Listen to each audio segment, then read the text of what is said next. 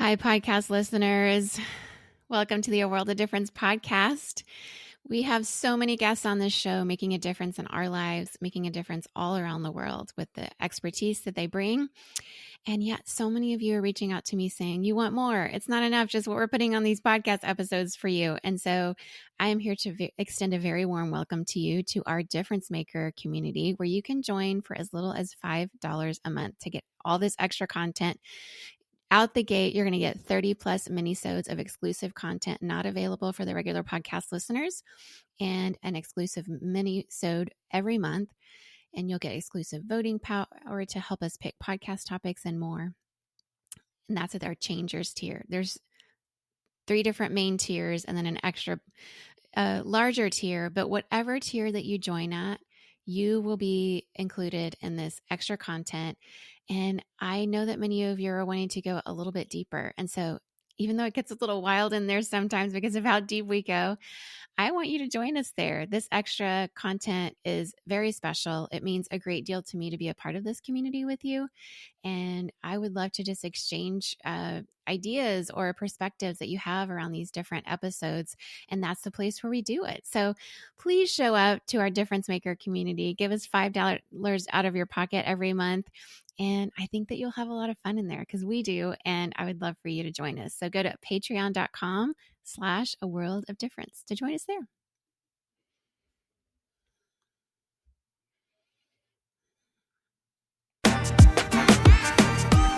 Welcome to the A World of Difference podcast. I'm Lori Adams Brown, and this is a podcast for those who are different and want to make a difference. Happy International Women's Day to every woman around the world. And if you're a man or a boy listening to this, please find the women in your life and wish them a very happy International Women's Day. Today, we have a very special guest. Allyson McKinney Timm is the executive director and founder of Justice Revival. And I met her as I was coming onto the board where I serve with her and some other incredible women as we work toward all kinds of initiatives, such as the Faith for ERE campaign. And she's going to be talking to us today about her experience in the Senate very recently. We recorded this interview just a couple of days after she was at a Senate hearing on the ERA. She's going to share a little bit about that. But just so you know who she is, Allyson is a human rights lawyer, a scholar, and a faith leader with 2 decades of experience where she has been defending the dignity and rights of those on the margins, both in the United States and globally. Her work promoting justice and equality has spanned the nonprofit, private, and academic sectors. After she founded Justice Revival in 2017, Allyson was named one of 10 faith leaders to watch by the Center for American Progress the following year. She's had writing that's appeared in Christian Century, Sojourners, California Lawyer, The Independent, USA Today, Yale Divinity School's Reflections magazine, and many others. As the Robert M. Cover Allard K. Lowenstein Fellow in International Human Rights at Yale Law School, Allyson taught and supervised students in the Lowenstein International Human Rights Clinic, investigating and analyzing issues such as early and forced marriage, human trafficking, religious liberty, and human rights to education and housing. And while she was at Yale, she co-taught an undergraduate course in human rights, where as you will hear in this interview, she is a huge advocate for human rights. She studied both at Yale Divinity School, and she also has been, she worked here in San Francisco, or the Bay Area where I live, as a lawyer, and then ended up in IJM with helping with directing their field office in Uganda, where she started working with many widows, learning to explore what it meant to work for their rights in a place like Uganda. And she has shared with us her story of being back in the United States and realizing so much work needed to be done here in the U.S. related to human rights, and especially getting people of faith around that, which is where in a coffee shop on a napkin, the Justice Revival was born. But yes, she studied at Yale Divinity School. She has an MDiv from Yale. She studied for her law degree. She has a Doctor of Law from Georgetown, and she also has an MBA from Georgetown. So she's very skilled in many areas, theology, law, and just her international experience. And while she was at Yale, she co-taught an undergraduate course in human rights and served as a guest speaker and consultant on issues at the intersection of human rights and religion. During her time in New Haven, like I mentioned, she earned her Master of Divinity at Yale, and she also co-led the Women's Center and organized a symposium on campus sexual assault. This is a woman who cares very deeply about justice, but it's been born out of her faith. And her also experience around the world of seeing human rights abuses. And then also here in the United States, you are in for just such a treat today. I am so thrilled to welcome my friend and a spectacular human being to the show today, Allyson McKinney Timm.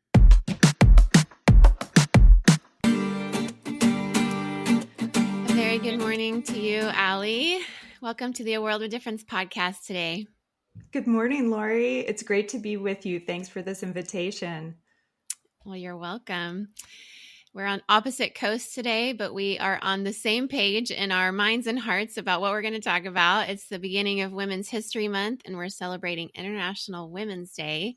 And it's just so incredible that it worked out for us to have this conversation at such a time as this, because there's so much going on around women, both globally and in the United States. And your heart really beats for justice, and you have a very special role, and that's how I met you. So I'd love for you to tell our audience a little bit about you and Justice Revival and its mission. You know, what are some of the reasons that you founded Justice Revival? Well, thanks, Lori. Justice Revival, as you know, is a diverse and inclusive Christian ministry with a mission of inspiring, educating, and mobilizing Christian action to support the human rights of all people. We do have a domestic focus on justice issues within the United States. A lot of Justice Revival's work over the last 6 years has been creating innovative Christian education on human rights that we've shared in churches and seminaries across the country, and also convening and leading an interfaith campaign for women's rights and gender equality in the U.S. Constitution. And I'm so delighted that you are a part of Justice Revival through your service on our board of directors, and really grateful and feel privileged to be colleagues together in this work. Aw, thanks. Me too. It's such a beautiful work. It's such a rare space to see justice come together in the U.S. in the way that you've created around Justice Revival, and bringing people of faith together around it. And I think about this, week that we're celebrating International Women's Day.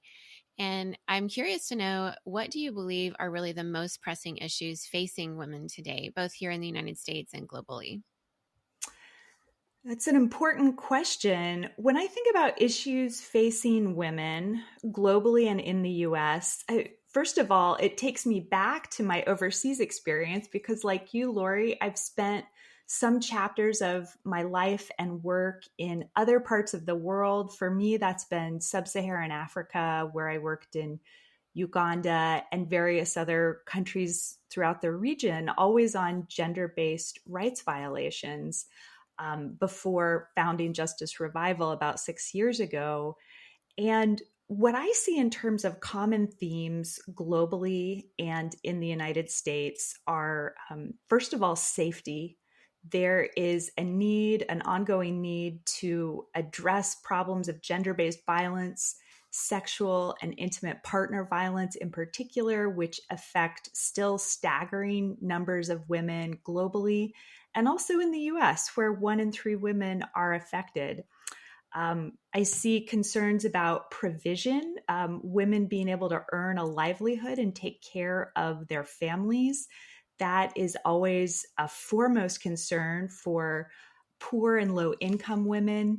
And it's an important matter when we talk about sex discrimination, because that's where women get hit very often. In the US, pay discrimination, the gender wage gap, and also pregnancy discrimination mean that most of that gap is affecting mothers primarily, and it's driving poverty among women-headed households. So that's a chief concern. And then the third I would name is dignity. I think there is a shared struggle for dignity that looks different in different cultures. Sometimes it's addressing harmful cultural practices like female genital cutting or circumcision, like abuse of widows, the issue that I addressed in Uganda, other types of those harmful practices, or it might look like sexual objectification of women in the media or the prolific pornography industry that has all sorts of harmful aftershocks when we think about women's lived experience and struggle to just be treated as human and to be treated as equal.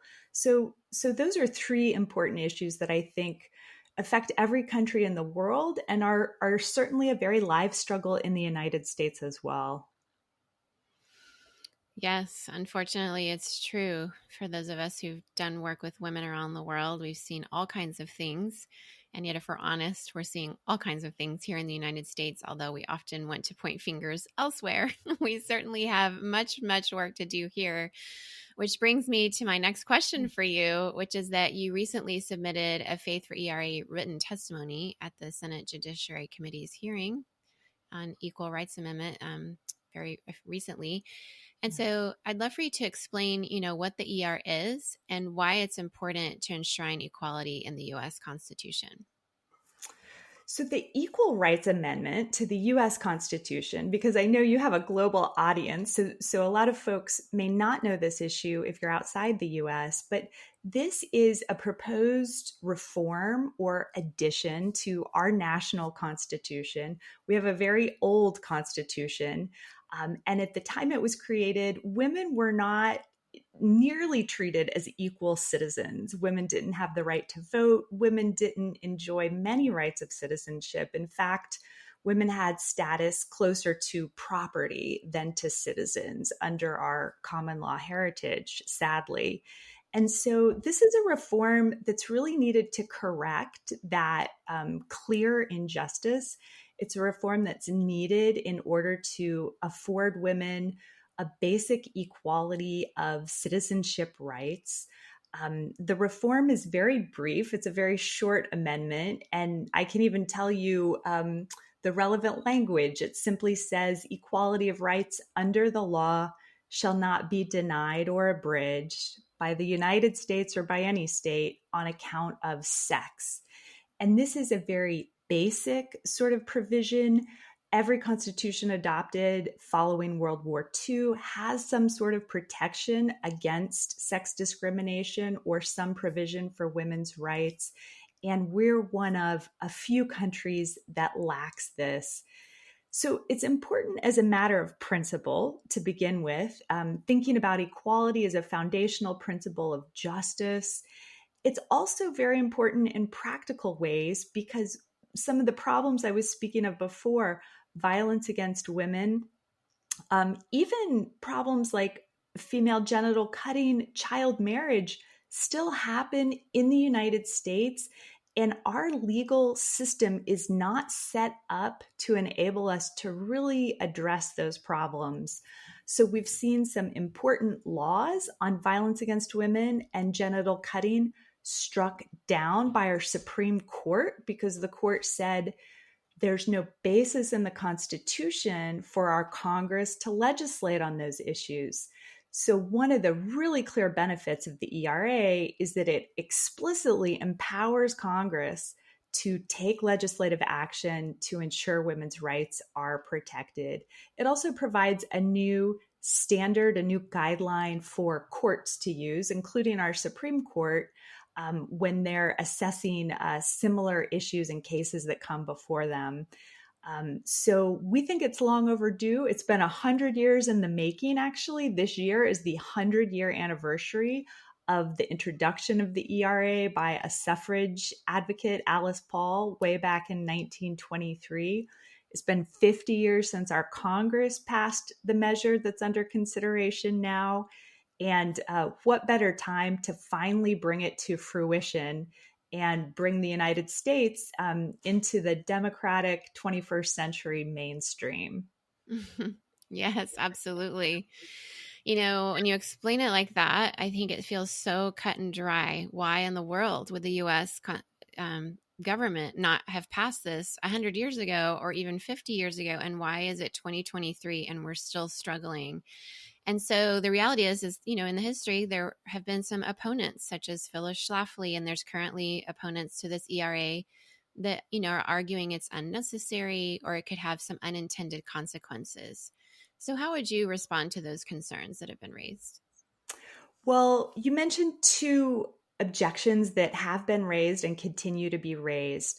Let me take both of those. One, the idea that it's unnecessary, I think that is really detached from the reality of women's lives, period. And that falls flat, and it sort of signals how out of touch folks are when they're saying, we don't need this, we already have rights. By the way, if people valued equality, there wouldn't be a problem with saying it explicitly. So the idea that we already have rights, A, is not true, and B, is not actually logically relevant. But the facts tell us 1 in 3 women faces violence in the United States. 1 in 5 women faces rape. 1 in 3 face sexual harassment in the workplace. There have been some 300,000 child marriages in recent years in this country. There are 500,000 women at risk of female genital cutting in the US. Women only make 82 cents on the dollar compared to men for the same labor. Every child a woman has leads to about a 7% wage penalty, economists estimate. The pandemic set women back another decade in terms of workplace equity. And I could go on. So there's really a long list of ways women suffer the harms of injustice, sometimes violent, even lethal injustice. And so we need to do everything possible. Now, the ERA isn't a panacea. It's not an overnight fix to all of these complex problems, but it's an essential and necessary starting point. It's no one's saying that it is going to finish the job, but it's what we need just to get out of the gate and to get serious about tackling these problems.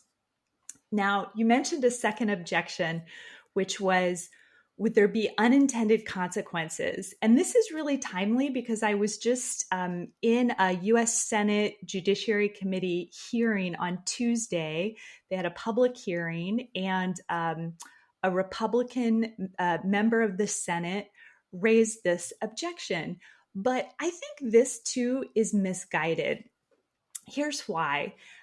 There is a general consensus among scholars that part of what the ERA would do is raise the bar on sex discrimination. That is to say, make it harder for the government to use sex as a basis to discriminate in a law, for instance. Now, currently, we have a constitutional provision that provides some protection against sex discrimination. This is the Equal Protection Clause.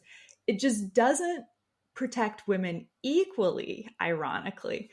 But part of what the ERA would do would be to raise the standard so sex discrimination is really scrutinized as closely as racial or religious discrimination.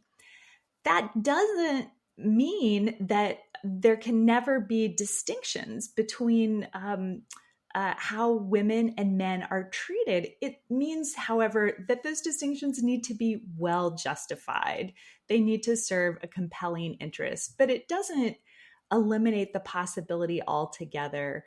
And so when I heard this senator raising this objection, I thought it was a little disingenuous, even because those who follow the court will know it's constantly sort of balancing one consideration in relation to another. And something like the ERA just means that it considers women's rights equally alongside those of men, but there can still be other important considerations that are part of the analysis, whether it's religious freedom, whether it's an important concern like the privacy that that we have in sex specific bathrooms or prisons. Even if we want to talk about women's and men's sports, I mean, a court can still weigh various considerations. It's not like putting its head in the sand, and it's certainly not saying that men and women are equivalent or that there's no distinction between us, as if the law could even do that. It's a broader principle. We're equal in dignity, we deserve equal opportunity and rights, and within that there's a lot of discretion. Yeah, well put. There is a lot of fear out there, a lot of narratives that have been throughout the history of the ERA to attack it from my perspective. Bathrooms, right, have been a part of it. And women in combat has been a part of it early on in terms of why people thought we shouldn't, in the Phyllis Schlafly days, that was a lot of the narrative going around, right? And so it is so important to understand what it will and won't do and not fall prey to some of the narratives that, especially with social media now, which 50 and 100 years ago was not a part of it, really can raise the blood pressure and cause a lot of emotion and fear around the issue. And so, yeah, I'm sure that was all flying around in the Senate because that's what happens in our Senate, unfortunately. You're right. You're absolutely right, Lori. And yes, a lot of those objections are lodged in this sort of culture war drama that is playing out, that always has a dimension of how people are using or interpreting religion. Um, by the way, you asked early on about why I started Justice Revival, and it feels relevant to mention here that part of the impetus was seeing that um, Christianity too often gets invoked, really sadly, to oppose human rights rather than uphold it. Whereas there is such a strong basis in Christian scripture, in tradition and history to acknowledge, to respect the dignity, the worth of all human siblings on this planet, and to do that by respecting their human rights. And it just seemed that that case is so strong, but too often it doesn't get heard. It gets drowned out by those who are afraid of inclusion and afraid of equality, things that I know you care about a lot and talk about on your podcast here. But that fear of a more diverse, inclusive, egalitarian society, that's exactly what has driven opposition to the ERA for the last 50 years at least. Yeah, it's so unfortunate. So I really appreciate you clarifying some things. And I hope that this podcast in itself causes people just to stay curious and to really research and find out what's true. We can be so easily manipulated by narratives that are intended to evoke fear and cause us to oppose something that really we should be on the side of if we share these values, which we often do with people who seem to oppose some of these things. So thank you for clarifying that. I know that listeners are going to want to be involved, those who are feeling, even though this little stirring in themselves, that this is like that, those people who care about justice right now are like, what can I do? And so I'd love for you to help people understand how they can get involved in advocating for the ERA and other issues related to gender equality. Absolutely. So, on the ERA specifically, I would invite your listeners to check out justicerevival.org/ERA, or just go to our homepage and there's a big red support the ERA button. So you can learn a lot. We've got articles, videos, resources, a policy brief on there. We also have an interfaith statement of support for the ERA, which we invite faith leaders to join and support, and a way for organizations, faith organizations, to reach out about joining this coalition if you're interested. Another place to support the ERA is through the ERA Coalition, which we partner with. And so if organizations are perhaps not necessarily religious or faith-based like we are, the ERA Coalition is a big, broad coalition of over 260 member organizations. So that's US based. But since you have listeners around the world, I also wanted to mention another really important justice measure to protect women's human rights. And this is the basic human rights treaty on ending discrimination against women. It's often known by its synonym CEDAW. That's Convention on Elimination of Discrimination Against Women, or it's often known as the Women's Treaty. And this is interesting. The US is one of, I think, only 7 countries worldwide that has so far failed to fully ratify and join that treaty. And some of the others who haven't joined are Iran, I think Sudan, and Somalia. Um, and Somalia has a better reason than we do because it lacked a government. And so most of the countries where your listeners are will already be part of CEDAW, and that's another key mechanism that's used in order to promote reform, to promote equal rights, equal justice. And that's something that folks can also look for as an entry point for their engagement. Every time I hear there's something the US has not done for women that so many other countries that I've lived in around the world have done, I'm never shocked when people say, "Can you guess which countries haven't done this or that for women?" I'm always like, the U.S. because there's so many things we're on a list of, maternal issues of getting leave from work and caring for mothers. Like Europe and other places are just so far advanced on caring for moms. And I lived in Singapore, and women in the workplace enjoy a lot of equality there. And there's so many laws in places that I've lived that have really protected women on multiple levels. And it's just, I think people are often shocked because the US has had, a strong feminist movement, getting the right to vote. We were one of the first nations to do that for women. We have Gloria Steinem. We have a whole, all these first and second and third wave feminism has come from here. And yet we still are struggling with these measures that would enshrine these things in our laws and in our policies. And so, Yeah. yeah, as you mentioned, beyond the ERA, what are some other policy changes or cultural shifts maybe that you believe are necessary to achieve greater gender equality here in the United States specifically? Yeah. Well, I think your comment, Lori, was so insightful. And so I just want to pick up on what you mentioned. When we think about cultural shifts, I want to pick up on your observation that you're not surprised after living globally when you hear that the US is lagging behind in important ways. Because we do so often. You also mentioned at the top of the show that there is this sense of American exceptionalism. So you didn't use that word. I'm kind of attaching that label to it.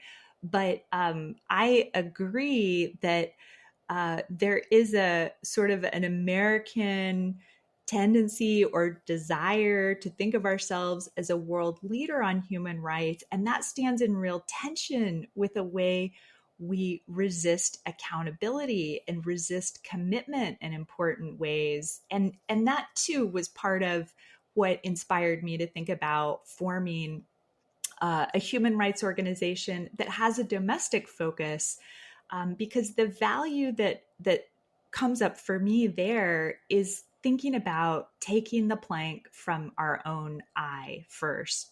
So thinking about being truthful, being honest, being accountable, and clear-eyed about what's happening in this democracy, in order to enter into a global conversation with greater integrity.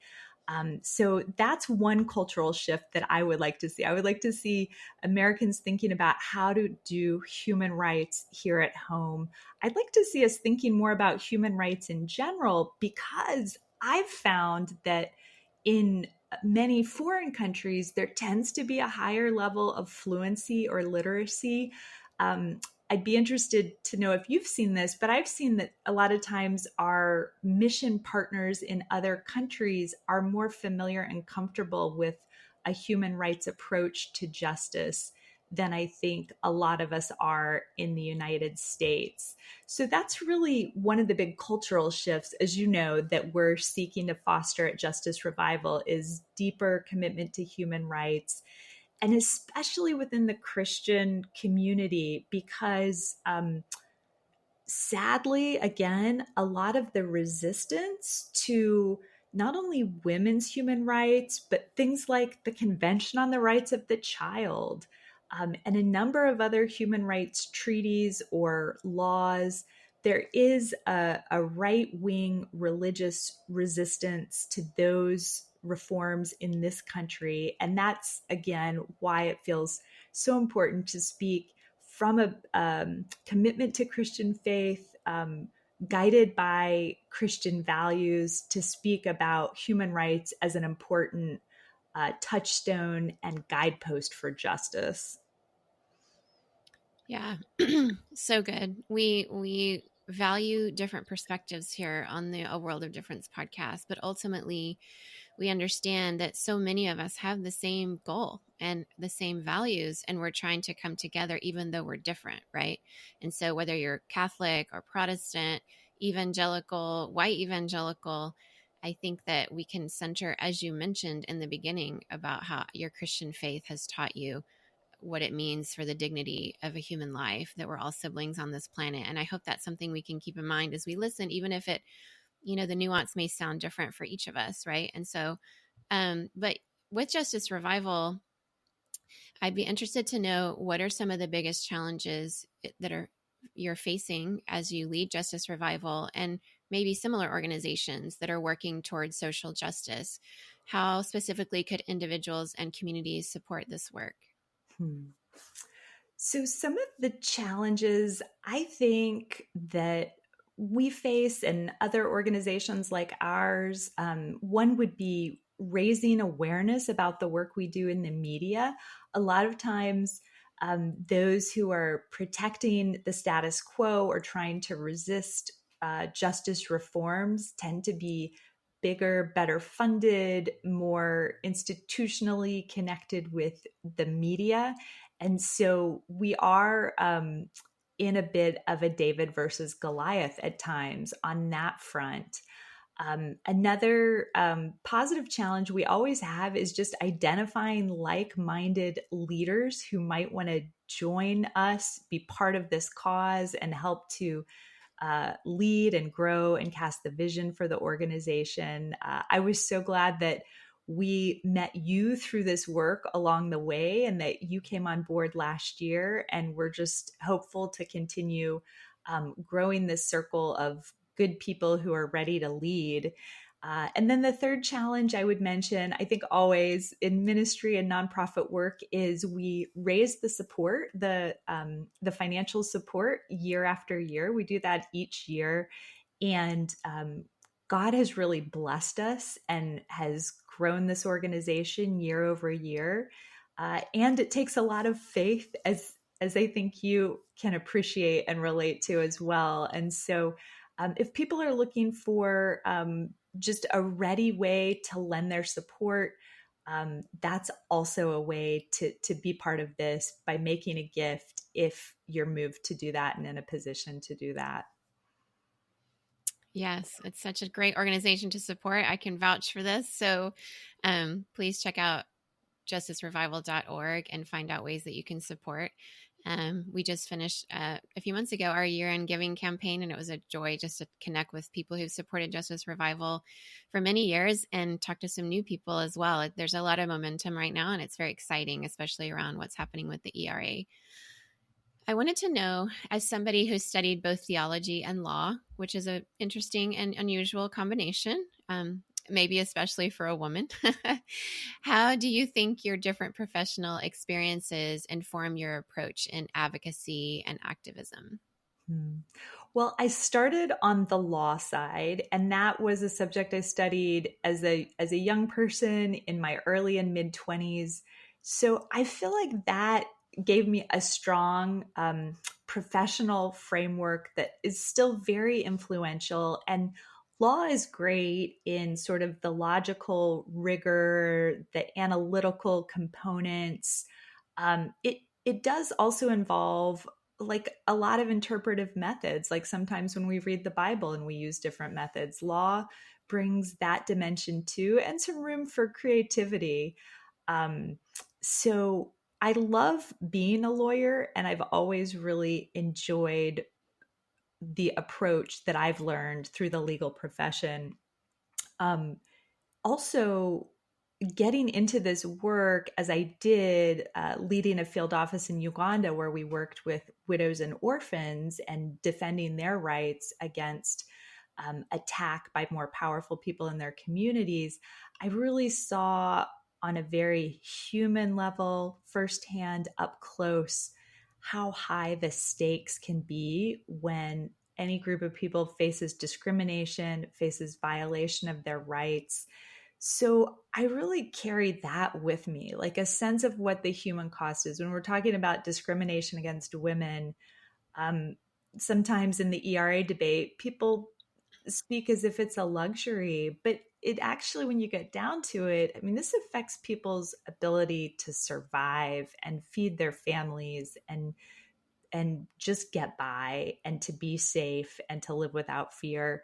And so it hit home for me, and that experience has never left me. So when we think about theology, I'm very interested in understanding the practical, pragmatic side, thinking about social ethics. It's harder for me to get too excited about very theoretical approaches unless it feels meaningful to someone whose life is on the line. Mm, so true. I love how your perspective on theology and law has come together to help all of justice revival be born. And there may be people out there who are wanting to birth something too, that are feeling their expertise is can come together for something great. What advice would you give to people who are interested in promoting gender equality and social justice, but they're unsure kind of where to start or how to make a difference? Uh, the first thing I would say is trust that instinct, trust that still small voice. I heard that 20 years ago. And so this effort of justice revival, it flowed in part out of, I think, I want to say a long obedience in the same direction. For me, that was my story. But for anyone, trust what you're hearing through the spirit and where your attention and concern and your heart is being drawn. I think there's a lot of information in that. I would suggest rooting yourself in a faith community that can hear and share and support you in those concerns. So, if an issue is deeply important to you, it will probably help to be connected with a community that is either already engaged or can really understand and support you as a champion of that issue, whether it's gender equality or another justice issue. I would look for faith leaders you trust, thought leaders you trust. And then maybe if you haven't already, find a way to volunteer at a small level, a local level, so that you have a chance to see the issue live and up close and gain deeper understanding that way. It's great advice. Great advice. And I think a lot of people in this space listening of various faith communities are always exploring how they can go deeper in maybe ways that don't look typical in their faith. And so, or people listening that have really no faith background at all, and that's not really kind of where they're at, that's not their interest, but can still relate to finding advisors and people around them who can support them, sort of building that village. Some people say build your own board of directors, which you've literally done for Justice Revival. But if you don't have an organization, I think all of us who are trying to make a difference really need people to speak into our lives, mentors and coaches along the way. So that's really great advice. Is there anything else that you want our listeners to know that you have on your heart today that you want to mention that you think is relevant? Here's your last and best question. Or if you'd rather shout out to a woman on International Women's Day that's meant something to you, you could use this time for that too. Oh, wow. Okay, fantastic. I think I was just moved to also encourage people. people for whom prayer is meaningful to really make prayer a part of this and to do everything you can to take good care of yourself, because this isn't um, quick and easy work. This is something that, well, I consider the struggle for women's rights the struggle of a lifetime, and as our many gender and justice issues. So that's just encouragement to be in prayer, to find spiritual support, and to be good to yourself in the process. Um, let's see. And on International Women's Day, of course, I want to mention my mom, Sue Ann, because she is the inspiration and really probably the reason I ended up doing this. She felt so strongly that need for greater justice, for greater equality, and I was immersed in it from early days. And so I was thinking of it just this week that really it's her who in this world planted the seed in me, and I hope that what I'm doing will benefit my niece and generations to come. I hope so too. And I think it will. And I think it already has. Thank you for the great work that you do, Allie. It's just been an honor to have you on the show. How can people find you and more of your work? Where do you want to point them to? Oh, great. You can find me on Twitter. I'm at McKinney Timm. I think we can put it in the show notes. Yep. Um, and Justice Revival is also on Twitter as well as Instagram and other channels. Don't forget justicerevival.org. So you can find us there, learn more about the ERA, find resources on human rights, and there's a way to contact us through justicerevival.org. The email address is info@justicerevival.org. Great. Thank you so much for being on the show today, Allie, and God bless you and all the efforts you're doing both here in the United States and around the world. Oh, thank you, Lori. Thanks so much. You're welcome. Bye bye. We talked about a lot of heavy stuff today here on this show. International Women's Day, we're talking about half the world's population. That's a lot of things. There's a lot to help be better. And when I sit with Allie and women around the world that are leading like her, I always learn more because the perspectives of women, when we sit and hear both women's stories, such as we are doing in Women's History Month, and hopefully every month and every day of the year, hearing women talking about the stories they see from their perspectives with all the different levels of education and educational fields. A woman like Allie is bringing in both law and theology from, very worldwide respected universities where she's studied and also worked, and still she teaches at Yale. She's certainly got her academic chops, and she's also got very strong field experience from her work in Uganda, and then being a founder of a nonprofit and leading as an executive director so well. Being on her board, I can vouch for the fact that Allie is one of those rare people that is full brain and so much heart. And I have just been so blessed to be on the Justice Revival board with her and working alongside her for the initiatives to help women in the United States and also around the world. As this podcast release, I'll be in Abu Dhabi for International Women's Day with all kinds of women around the world and learning from them. If you follow me on Twitter and maybe some of what I post on Instagram and Facebook, I'll be posting updates there. But I just want to encourage all of us to find just one thing. Maybe there was one part of what Allie shared today that really just kind of motivated you or made you upset. You felt the pain of it. There was something that just, you felt it somewhere in your body. That's not right. And if that was something you felt, I just encourage you to just take one step forward. Maybe it's reading a book or listening to the story of a woman who's experienced something that she mentioned. Maybe it was domestic violence. Maybe it was the female genital mutilation, like she mentioned. Maybe it was issues around protecting women in faith-based spaces from being abused, or letting their stories be heard instead of silenced and buried and discredited, and being called Jezebel, which we often see. Maybe it was just helping organize around the ERA campaign, contacting your person in Congress that represents you to let them know your thoughts and how you want to be a constituent, which is a very powerful position in America. Whatever your next step is, though, I would really love to hear about it. We can't take on all the world's problems, but that's not what we're about here at A World of Difference. This is not about grandiosity. This is about each of us together, shoulder to shoulder, standing all across the world, and we each have a part to play. And we each of us taking one step forward together is a lot of steps all simultaneously at once.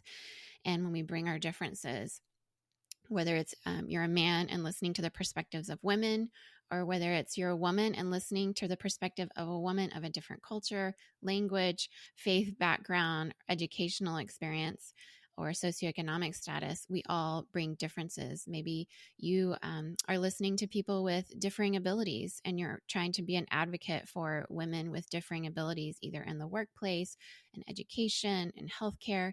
There's so many ways to get involved. And I would just love to hear what you're feeling like your next step is today. Once again, we have no possibility of each of us solving all the world's problems. But when we each take a little step forward, you would be surprised how encouraging it can be to share that with others. And I believe that courage is contagious. So maybe you just don't feel like you have the courage today. So if that's the case, I would invite you into understanding that the word courage comes from the root word related to heart. So the word for heart in Spanish is corazón. In French, it also has a CO kind of beginning. And so this root word of heart and courage being together, it's bringing our feelings into it. And that can be really hard to do. But when you experience the feelings of others and that gives you that courage, maybe that's where you need to start. So jump into our Patreon community where we're going to go a little bit deeper with Allie, where she talks with us about her mom and how her mom inspired her. And that kind of courage, I think, that she got from her mom really was contagious. And shout out to Sue Ann for inspiring Allie to be the incredible woman she is, working for women's and humans' rights all around the world. So I would invite you and just extend a very warm welcome to you into our Patreon community. You can go to patreon.com/a world of difference. As little as $5 a month. You can join us and be in there with all of our merch as you stay with us for a little while and join into these conversations and exclusive episodes. But you can also just check us out on Twitter. On Twitter, I'm Lori ADBR. We also have a World of Difference podcast on Twitter and on Instagram and Facebook, which is a little bit tricky nowadays since I seem to be in Facebook jail on our World of Difference podcast page for some reason. But our Facebook group is still there. But you'll find me a little more active on Twitter if you want to join in the conversation about what your next step is for International Women's Day, for Women's History Month, for working for human rights, whatever your next step is that you came out with today. Would love to hear about it and love for that to inspire other people who are needing a little bit of courage and to help that courage be contagious. Well, this has been an incredible podcast. Thank you so much for joining us today. You are making a world of difference wherever you are, and I'm so glad to be in this community with you. Let us hear from you, and we'll talk again next week. Bye, everyone. As we're finishing this episode, if you're thinking, I really wish I could learn more or go a little bit deeper. Well, that's what our Difference Maker community is for. I would love to welcome you in to join the rest of us there. Once again, it's only $5 a month to join, the price of a latte at your local coffee shop. You can join at our Changers tier. Difference Makers is a community that really means so much to me. It's very special because each time I have a guest on the show, I record something outside of what we give to just the regular podcast audience, where we go a little bit deeper, and then I post those video episodes in this community and we can discuss them.